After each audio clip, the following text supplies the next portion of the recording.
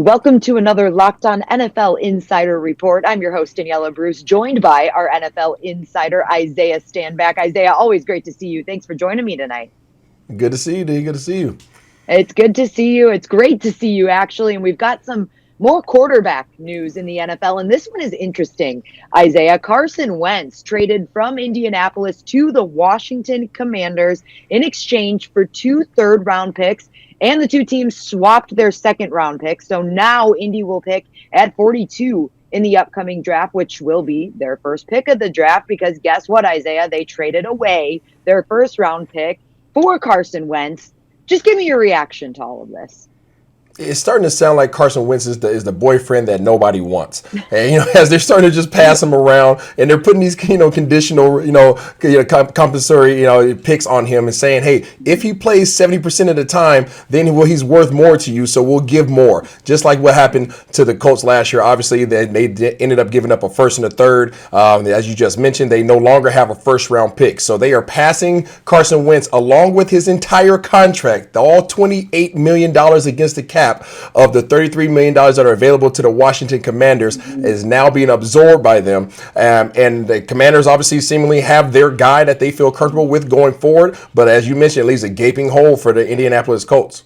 Yeah, that it does. But let's focus on what we're going to see in Washington first. Contract aside, don't think about the money right now. Is Carson Wentz an upgrade for Washington?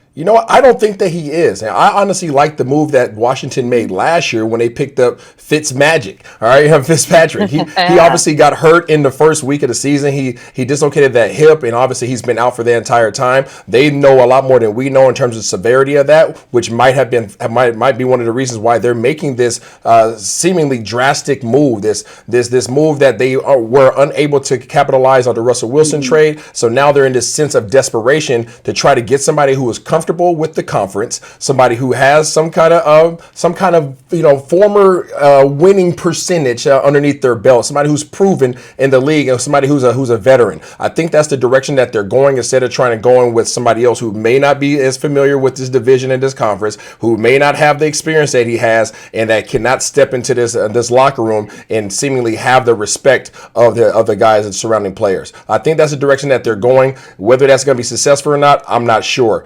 I honestly think that Taylor Heinicke did a great job last year stepping into that starting role after Fitzmagic went down. And, you would think that there would be a competition battle, but with $28 million against the cap, you would think that he's just walking into this starting position.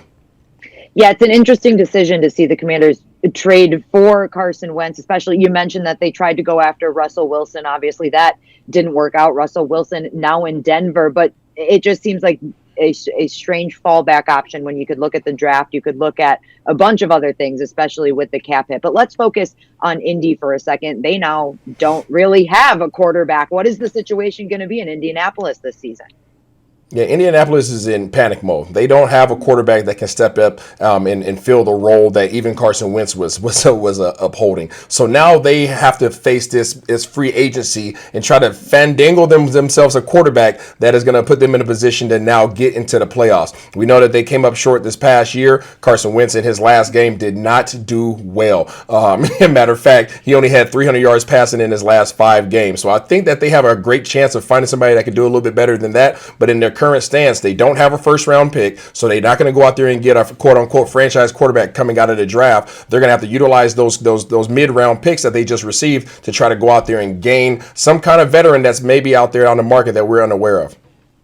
All right, Isaiah, let me ask you this question here. I feel like I kind of know your answer already, but I'm going to ask it anyway. Do you think Carson Wentz can be the quarterback on a Super Bowl team? We know that he was a 2017 MVP candidate. Obviously, that team did go to the Super Bowl, but Nick Foles was the quarterback for the Eagles. Can he do it again? Oops, I did it again. I'm not sure if that song is really playing right now because it seems like 2017 was so far long ago. I don't think that he's the guy. I personally don't think that he's the guy. I think that as he steps into that locker room, guys are going to look at him kind of sideways like, what have you done lately? You're getting passed around. Guys understand contracts. Guys understand how players start to fall off and how when you're a quarterback of this stature, when you're a quarterback who has a Super Bowl ring, when you're a quarterback who has led organizations and been franchise type guy, and now all of a sudden you're getting passed around like they don't want you. How is it now that you're going to step into the situation with our team inside our locker room and help advance us to be competitive now in the NFC East? I'm not sure that he's that guy. I'm not sure if he can get that thing back like Stella. We're going to see. Yeah, it's interesting, too. He's going to be playing the Eagles 2 times per season now in the same division. So returning to the NFC East, definitely going to be an interesting year for Carson Wentz. Yeah, absolutely. We're going to see what happens. Hopefully all the best for him. But, at least he has a good defense.